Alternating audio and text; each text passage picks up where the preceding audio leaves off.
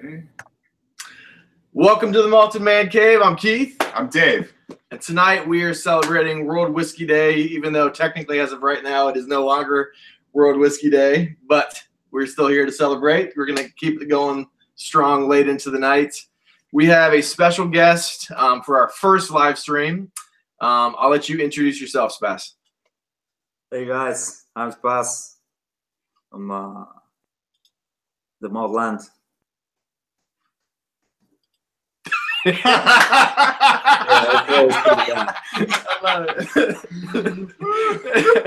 What time is it over there? Because I'm gonna go ahead and ruin your punchline. So Spas is from Bulgaria, and so what is it? 7 in the morning your time right now? Yeah. That is commitment to the WhiskyTube community right there. So we're so pumped to have you, man. So we'll just go ahead and jump right into it. Let's do it. How long have you had your channel? Yeah, first I want to say, in my defense, I'm not an alcoholic. I usually start drinking at noon, so how long? It's like, I think December. Yeah. By the end of December, I made my first video, and ever since I'm releasing. What made you make the first one? You know, I really wanted to do something to get involved somehow into whiskey. And the first thing I did was that we don't have a lot of Springbank over here. So, you know, Springbank. I thought, hey, I'm gonna. I took it all. Yeah, good for you, buddy. I wanted to do something about it, so we went back and forth with the distillery, but eventually they turned me down because they said, "Dude, we don't have any more. It's your country is not of interest for our market." You know, I'm like, give us $1,000 a year, like $100. You actually contacted a rep and they said, sorry, buddy, your country means nothing to us. You're not in our market. Oh. That's awesome. Yeah, I appreciate it. Thank you. We enjoy our fans, but please don't bother us anymore. Yeah. That's hilarious. How long have you been into whiskey? How long have you been drinking whiskey?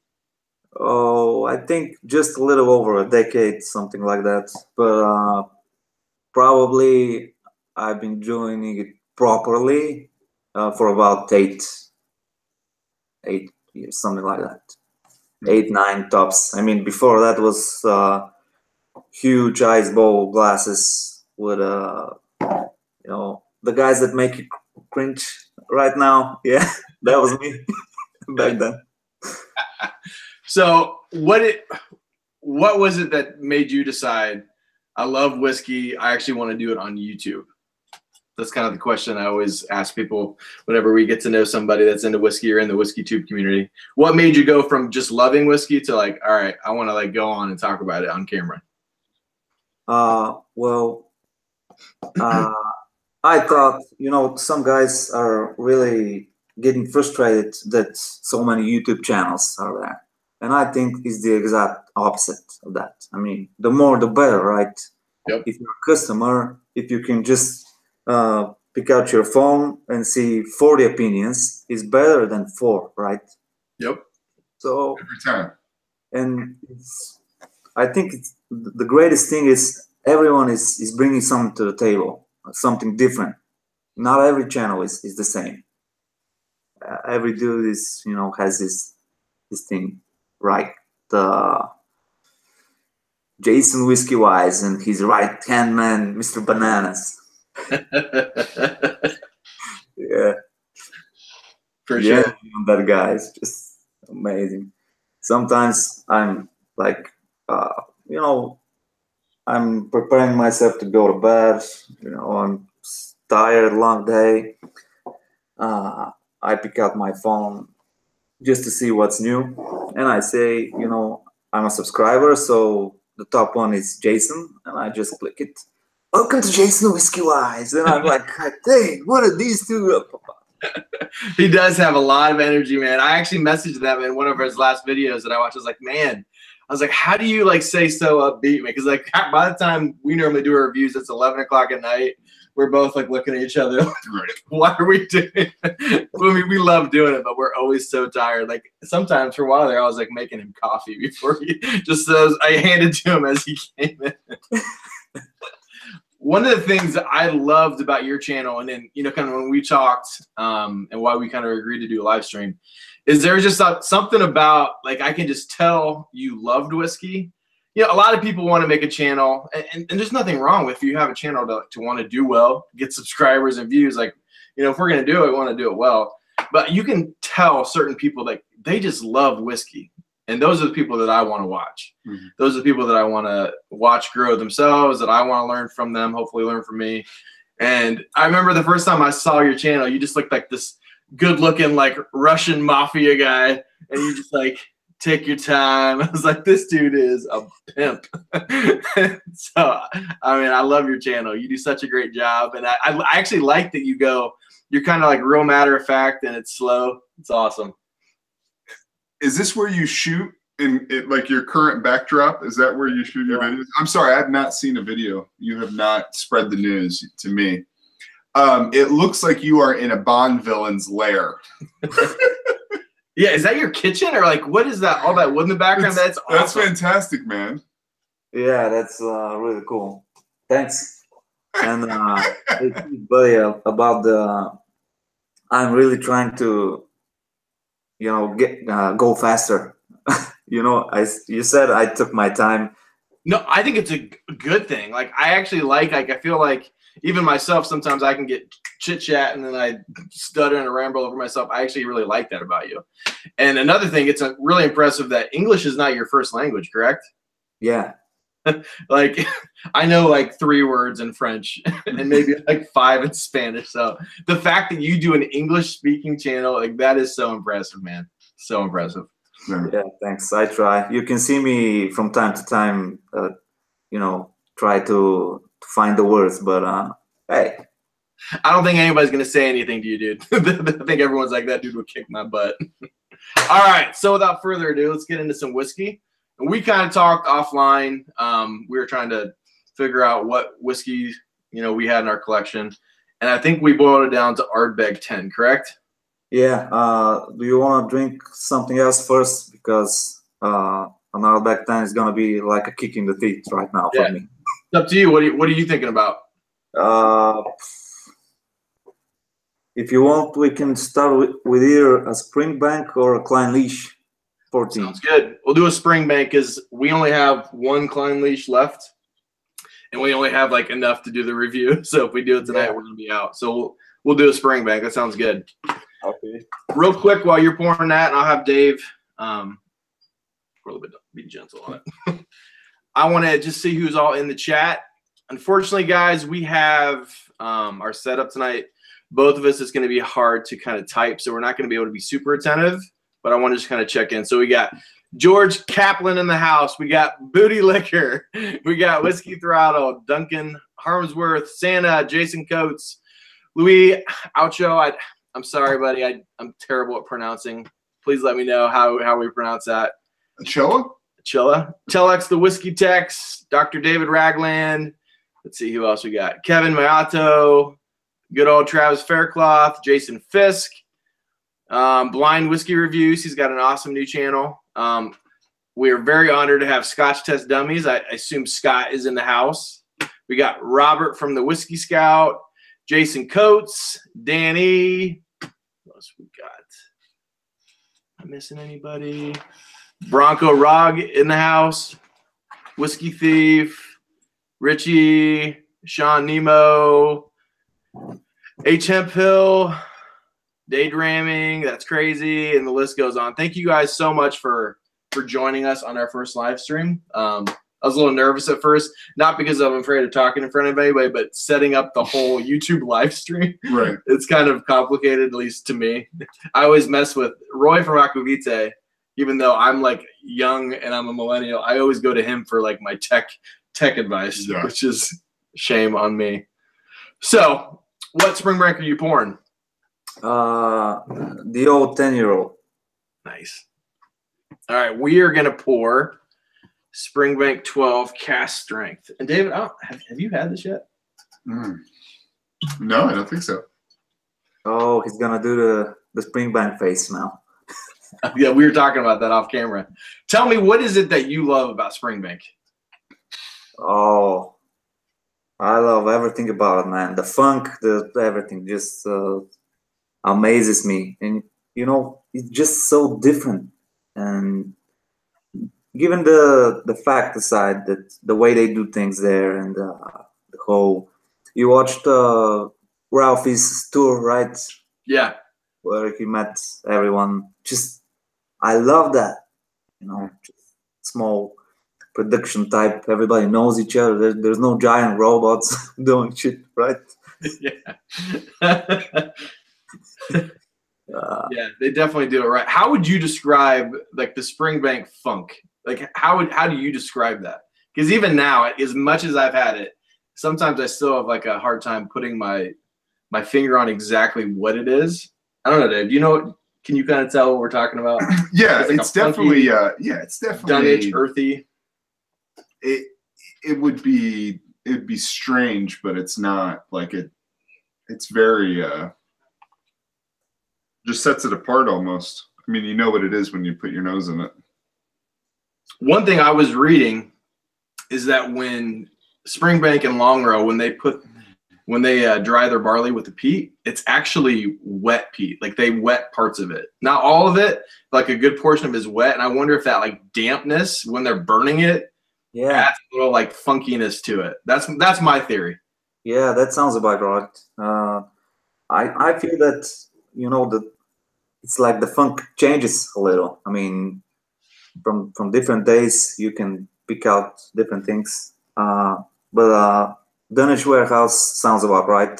Maybe a bunch of wet clothes in a Dunwich warehouse. Yep.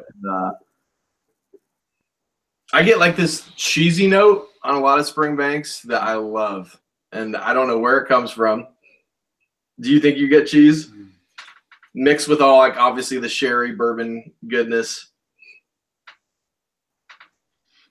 the peat, and Brook Laddie and Springbank? I get this like sugar cookies, like that malted barley sugar cookie goodness that I don't get in any other distilleries other than Springbank and Brook Laddie.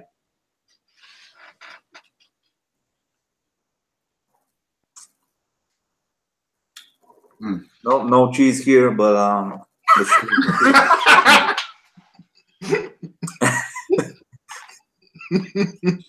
just getting no cheese, buddy. No cheese. No cheese, man. All right.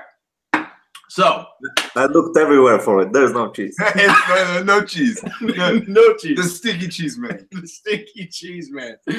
Oh my gosh.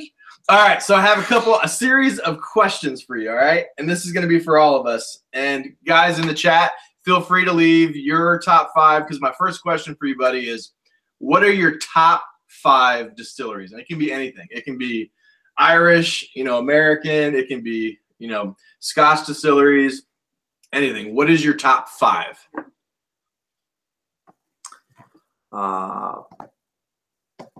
Springbank's right up there.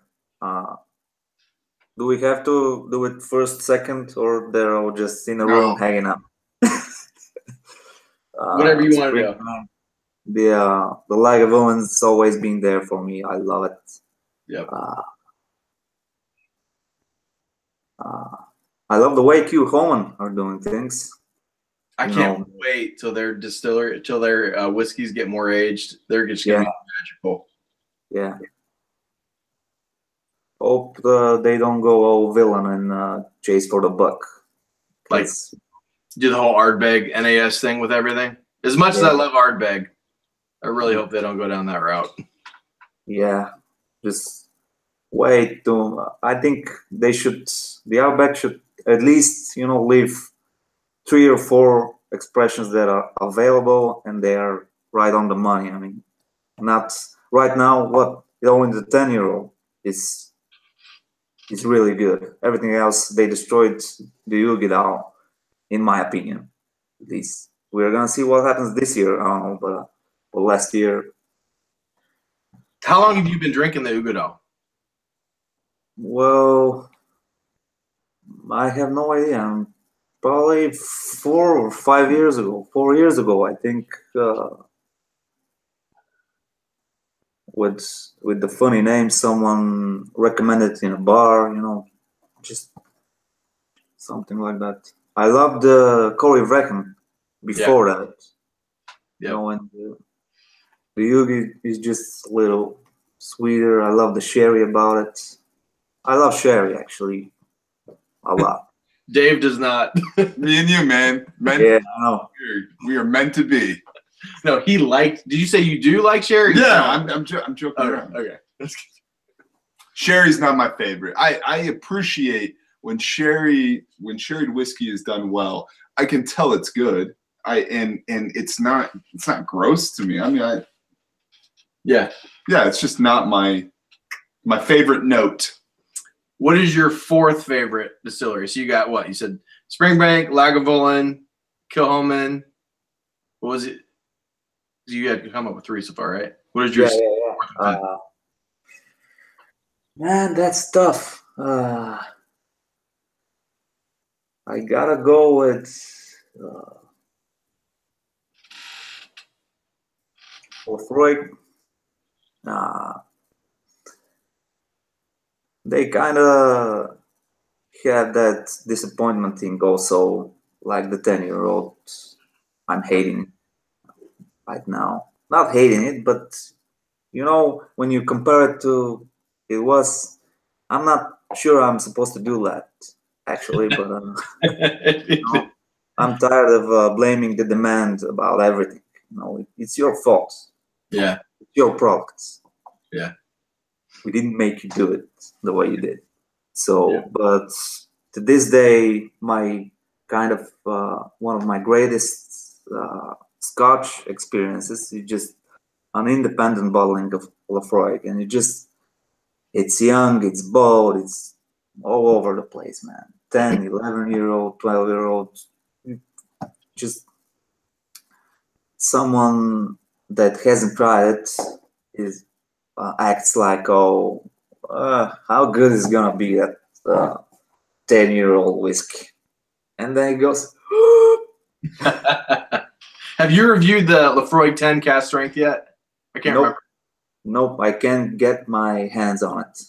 Yeah, we need to review that. I think you would like that one. I reviewed in my friend's bar the 15, the 18, and the 25 cast strength.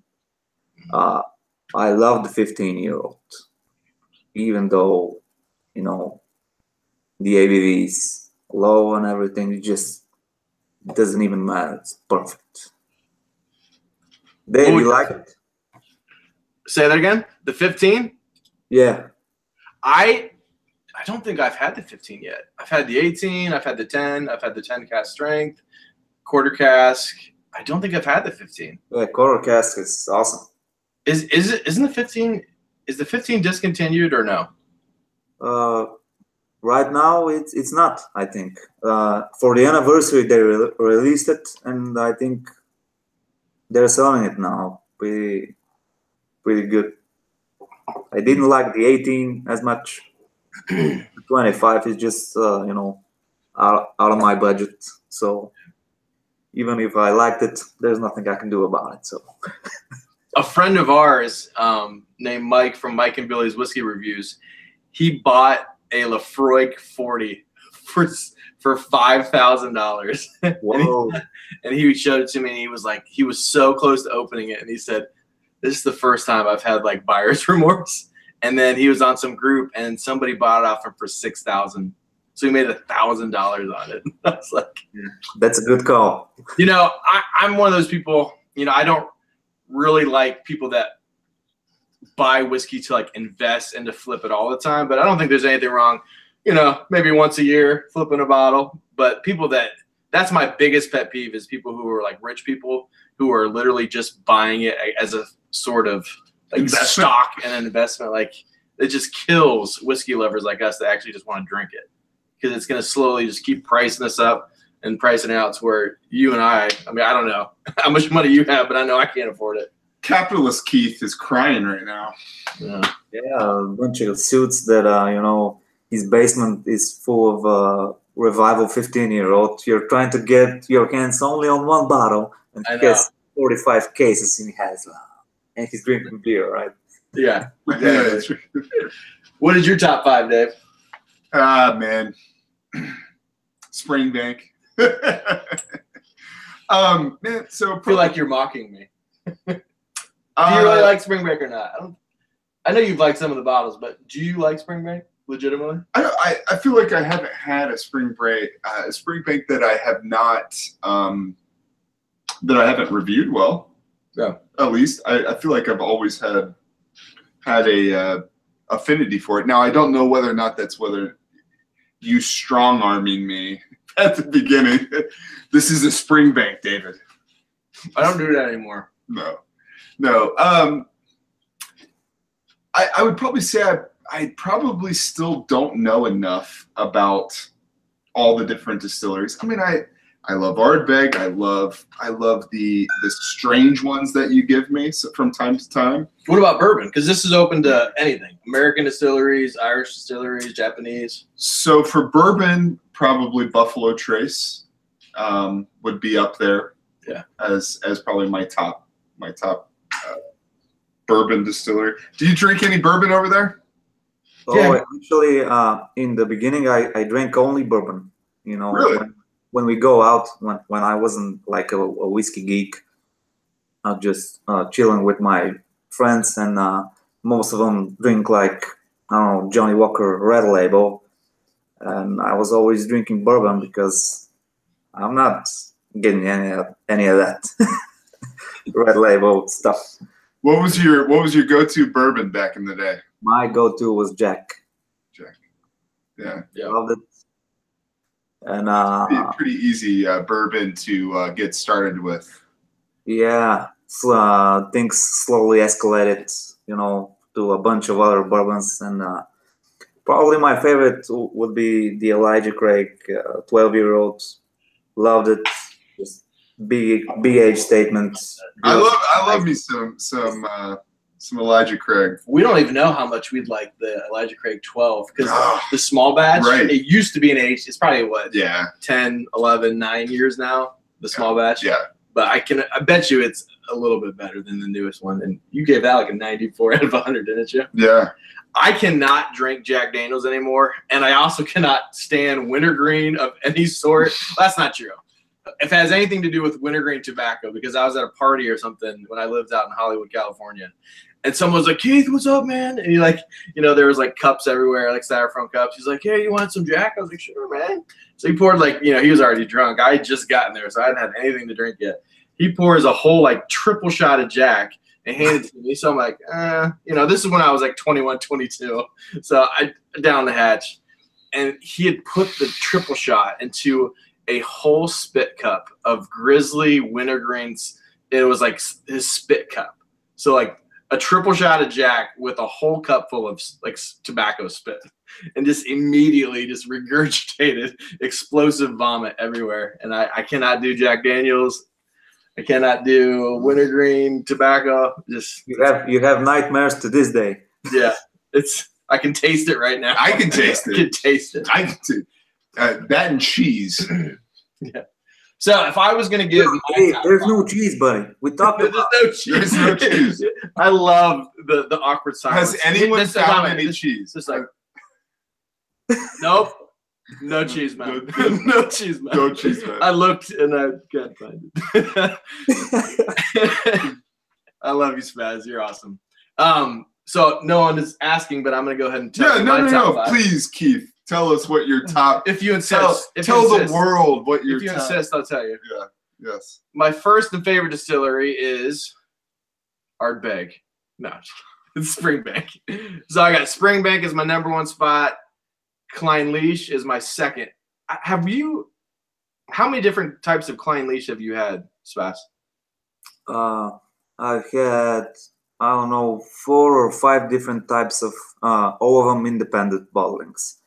I think they have only the 14 now official, right?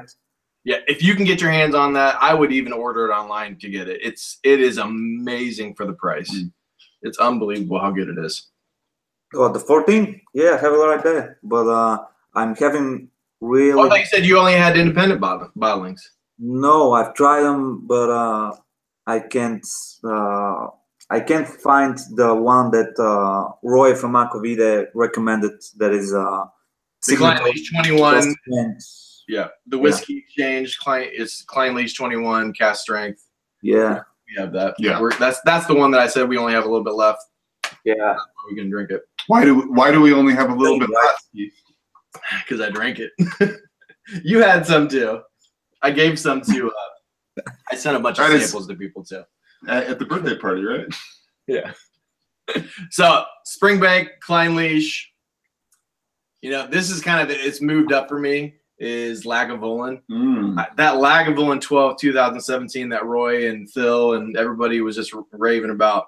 It is so good. And I got the Lag 8 200th anniversary edition, and it is just like literally bouillon cubes, chicken noodle soup, and like bourbon goodness. It's like nothing else I've ever tasted.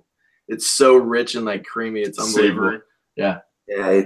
The 12 is insane. I actually I use the 12 when sometimes to this day, because people here are drinking a lot of blends. So I'm sitting next to a guy, and we have a mutual friend, and he's explaining to me how Johnny Walker Black Label is, you know, without a doubt the best whiskey ever, right? Johnny Walker Black Label. Yeah, okay. I'm just, you know, sitting there sipping my whiskey, and he's explaining to me this and that and whatnot. And I'm like, dude, what do you love about it? And he said, I like the smoky flavor. Love it. And I'm like, okay. Hey, bartender, let's give him the Lagavulin 12-year-old. And people that have been drinking like 40% ABV all their life, and the dude is like 50. And he gets the Lager 12, and he makes a Springbank face. Oh, he liked it? What just happened? Really? And, first we get the shock and the happiness, and then we get the sadness, like, what have I been drinking all my life? What happened? The scales fell off, huh? Did you like from the very beginning, like the very first peated whiskey you have, did you like it? Or did it take you a while to like? No. They scared me a lot. With I was tired in the end of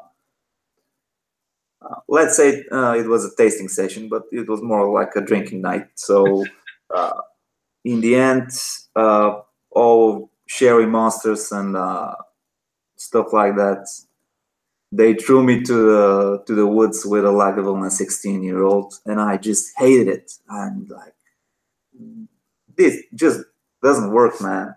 And there's no cheese in it. There's just no cheese. You gotta have cheese in it, man. That's what makes the peated whiskeys. At least a little cheese. And after that, at least 6 months.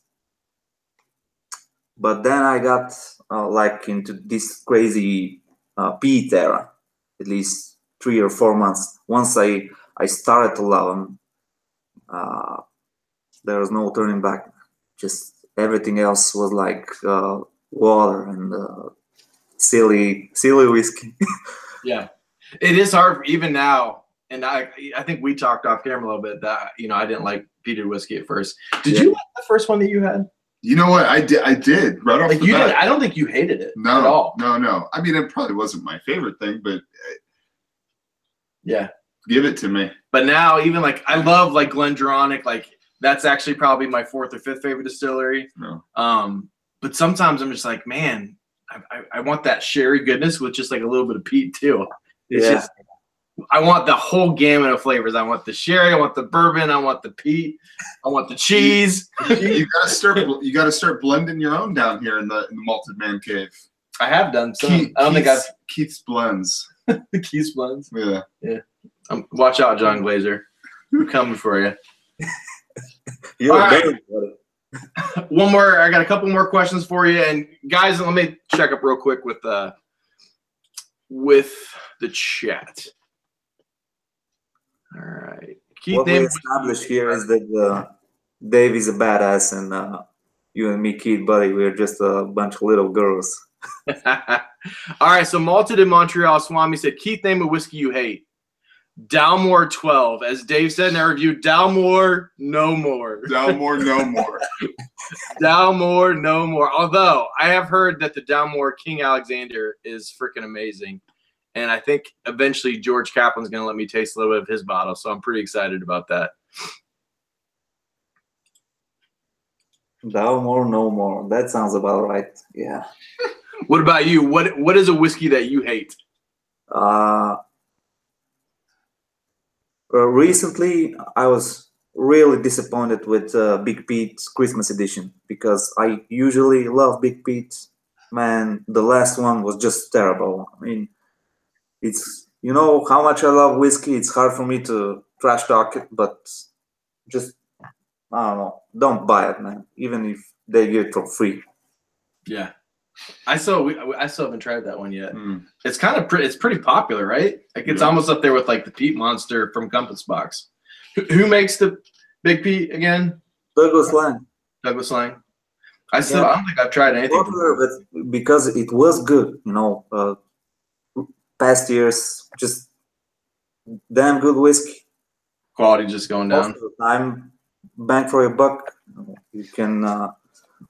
Especially when you get under, I don't know what, under 50 pounds, was that $60, $65? But then, how do you purchase your liquor in your town? In Mother Bulgaria. In Mother Bulgaria. Yeah, well, I live in Sofia, so that's the capital. It's pretty easy, and me being into whiskey for like a decade, I know most of the guys. If I don't know someone personally, probably a friend of mine will know him. So I know the exclusive importers of most whiskeys. Like I was telling Keith how my wife's angry with me because I bought hey, join the club. Dude, you got to come up with your secret way of hiding it. I have a very elaborate plan, and we can take it off air.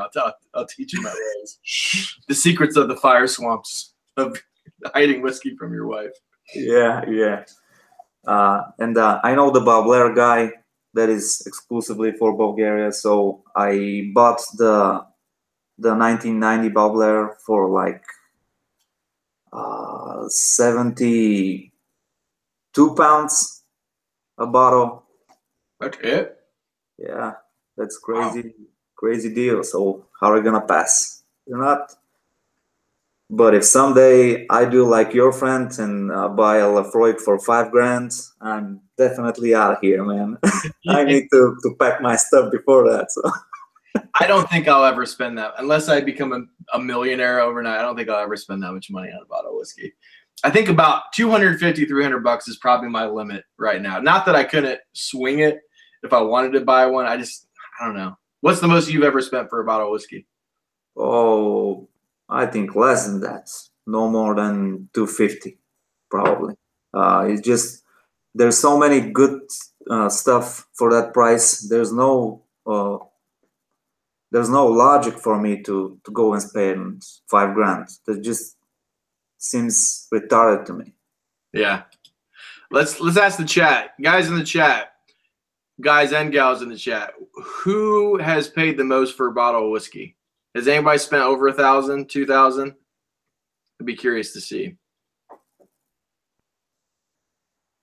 Especially when you're on a budget like we are. I mean, it seems retired for us, but like you said, if you're a millionaire, money is just like some little numbers. That's Whisky Throttle, Daniel from Whisky Throttle, who we are going to be handing off to him when we're done with our stream. He's going to be the guy taking over the mantle.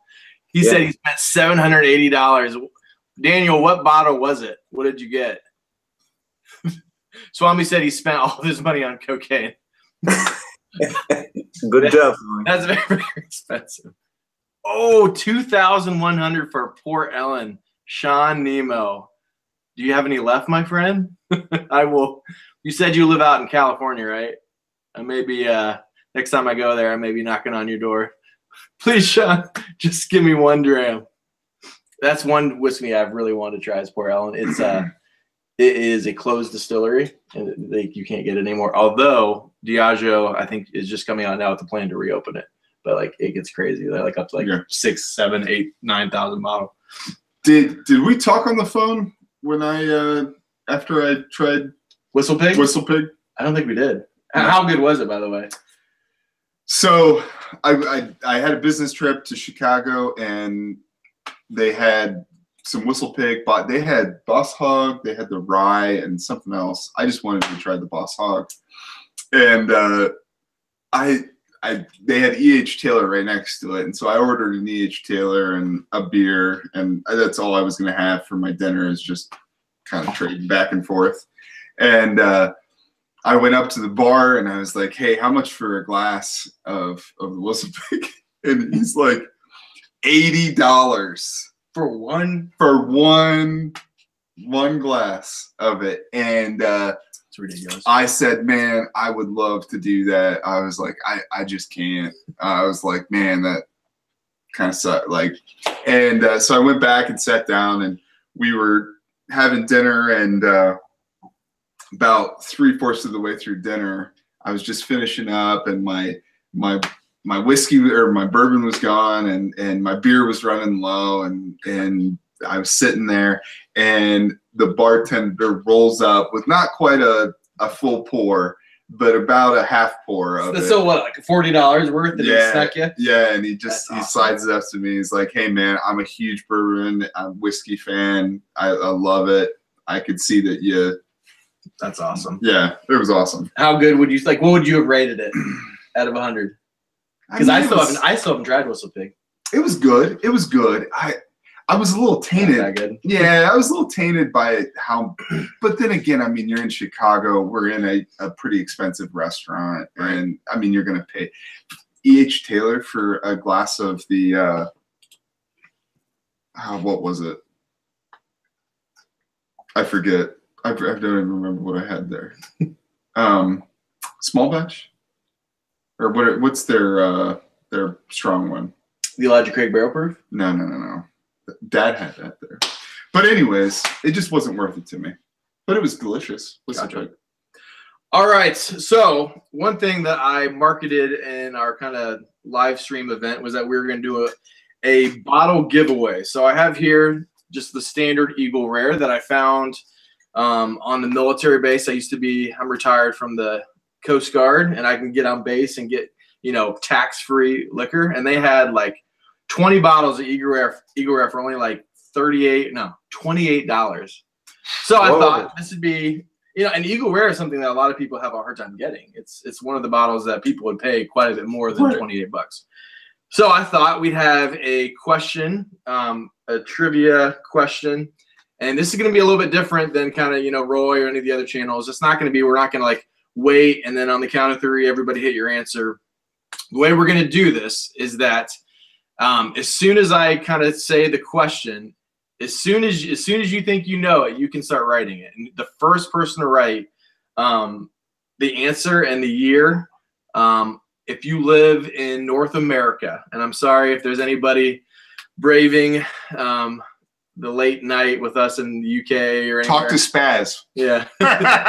He'll hook you up with a pop. He'll hook you up with a cube of cheese. If you live in North America, I will ship this to you. And the kind of other qualifications, you have to be a subscriber, and as I said before, live in North America. So if everybody is ready, and does everybody in the chat, does that make sense?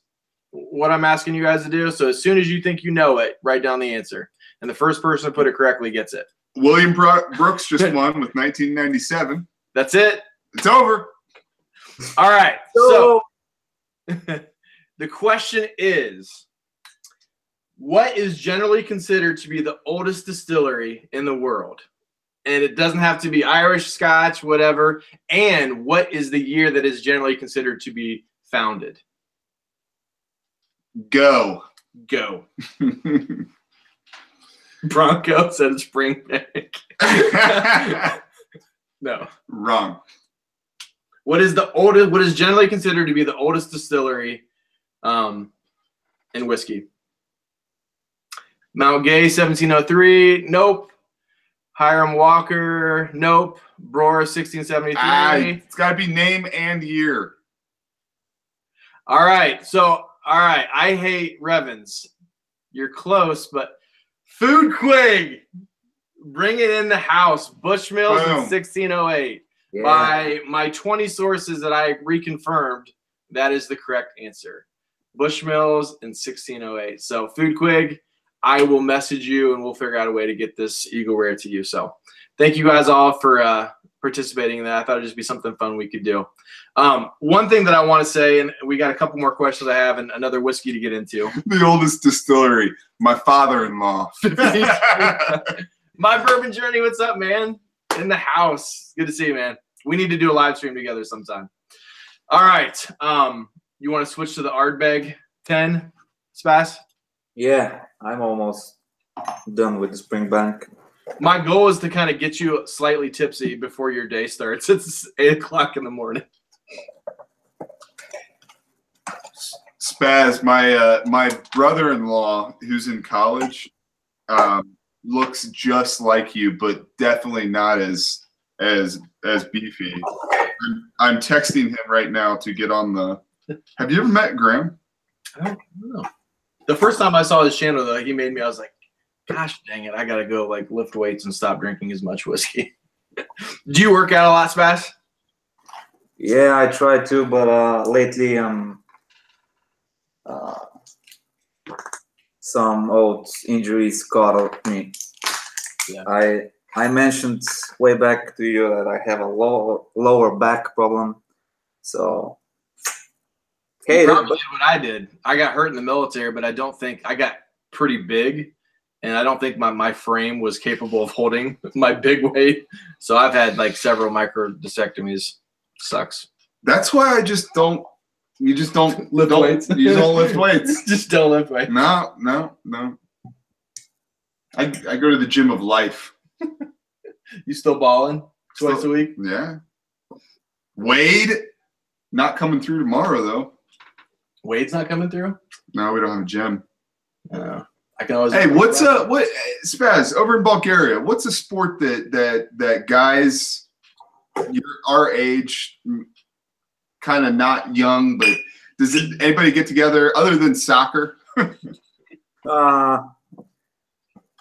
I'm not a lot into soccer and things like that. I got injured doing grappling and MMA. Oh, so wow. I still do that, but it's really bad for your spinal cord and things like that because I'm not supposed to anymore. Because you kind of got the discs. You have that. The longer you do it, it's forget about it. You kind of have that Steve check thing going about you. Do you know who that is? Well, excuse me. Do you know you kind of have this like Stipe? Is that how you pronounce his name? There's a guy from Cleveland. He's actually Russian. Miocic. Yeah. How do you pronounce it? Stipe Miocic. Well, I was way off. Yeah, you kind of had something about you reminds me of him. Yeah, that guy stole both my dreams. He's a firefighter and he's the heavyweight champion. What more do you want? So, we're both from Ohio, which is where he's from. He's from Cleveland.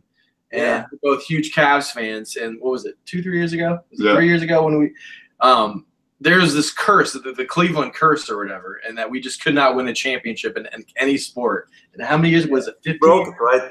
Yeah. Yeah, well, LeBron James and the Cavs kind of get all the credit, but really a couple months before Stipe or Stipe or however the heck you pronounce it, he won before, and he kind of doesn't get the credit that he deserves. He broke the curse first. He broke the curse first. Tell me what you love about Ardbeg 10. He's a badass. It's full of cheese. That's what I love about it. So much cheese. You'll find it. Oh man, Cheese? Do you like this? Yeah, it's good. I thought I had some cheese. But then, no.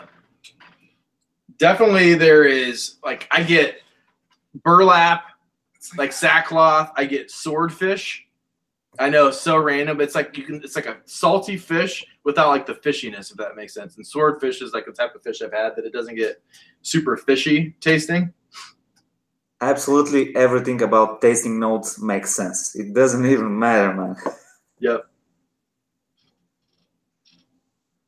Swordfish. That's a good one. For sure, for me. What kind of cheese? Is it Gouda? Gouda. Dude, I got you with Gouda, man. I'm there with Gouda. Can a little bit of Gouda? No, still no Gouda here, man. Still no cheese. Dude, just say it smells like cheese. Get on the cheese train. Get on the cheese wagon, man. The cheese wagon.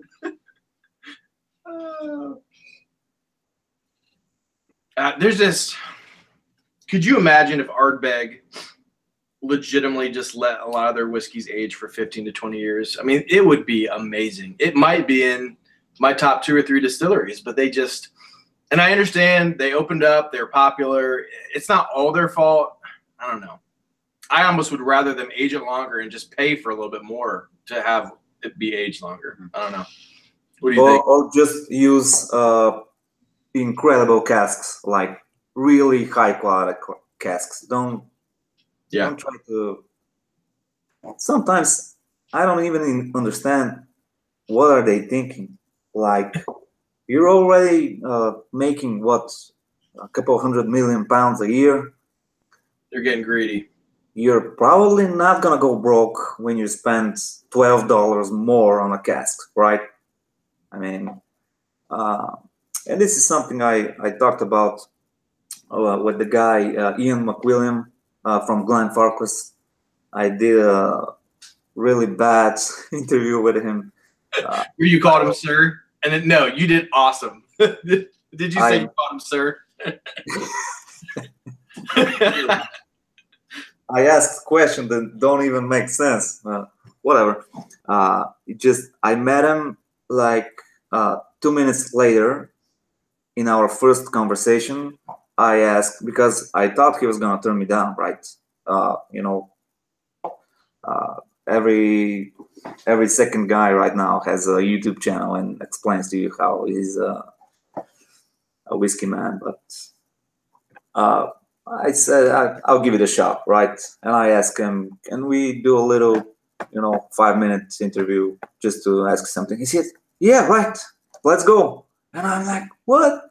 And got a little camera shy, and that went to hell. But anyways, after that, we got back to the Whiskey Fest and shared a couple of drams, and we ended up talking like an hour and a half about things. And the one thing that impressed me was that he didn't say a bad word about any distillery, even though there's clearly some of them are doing a really, really bad job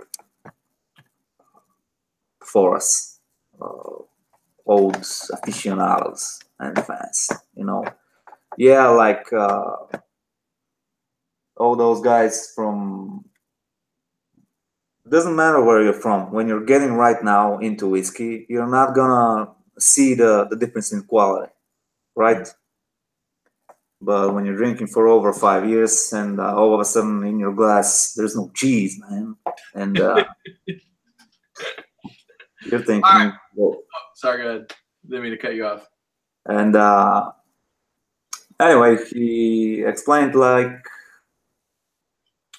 a lot of things about the distilleries and how a bunch of suits and agents and whatnot pull the strings, and it's really not the distillery's fault, you know, and the people that work there. They're all awesome, and they're trying to make the best whiskey that they can, but sometimes I guess they give him like a really small budget and they expect him to make 20,000% profit, right? So it feels bad to I froze.